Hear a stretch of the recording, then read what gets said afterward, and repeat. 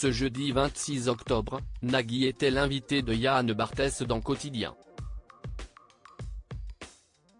L'animateur est revenu sur les débuts de son émission culte Taratata et a dévoilé l'avertissement qu'il a reçu de Jean-Jacques Goldman.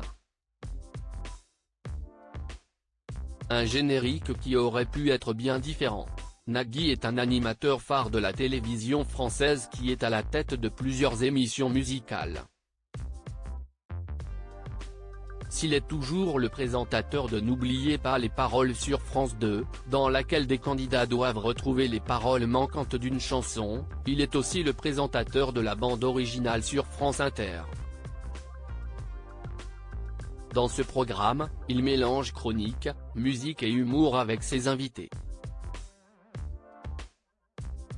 Mais le programme musical le plus connu de l'animateur est bien Taratata, l'émission dans laquelle des artistes se produisent en direct a débuté en 1993. Nagui est venu évoquer sur Quotidien la prochaine émission Taratata 100% live diffusée le 3 novembre prochain sur France 2 et a dévoilé quelques anecdotes. Une émission dont le nom a été décrié. Taratata est un nom assez particulier pour une émission de télévision et beaucoup ont tenté de dissuader l'animateur de le garder. Le premier, Jean-Jacques Goldman, confie Nagui.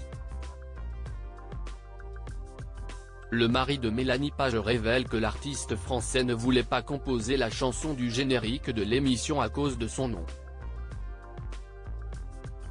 Il m'avait dit, quand je lui ai demandé de faire le générique, je n'ai jamais fait de générique d'émission, si est-il pourquoi?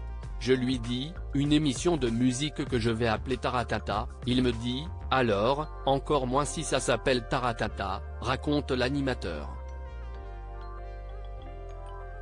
Une anecdote qui le fait rire aujourd'hui, surtout que Jean-Jacques Goldman a finalement eu la gentillesse de le faire, conclut-il.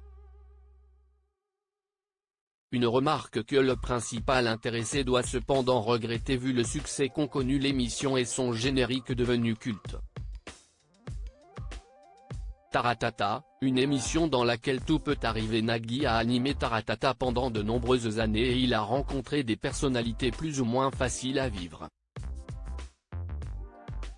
Il a raconté le passage marquant de Lenny Kravitz dans l'émission en 1996.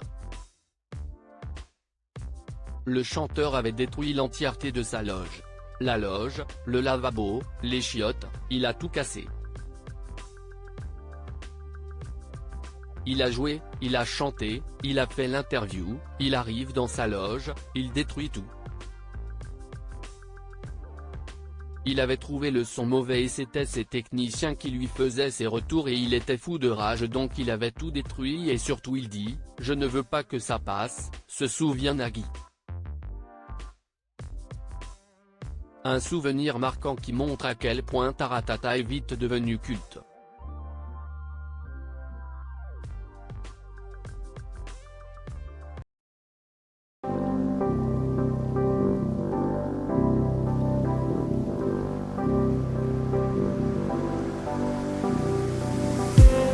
I just need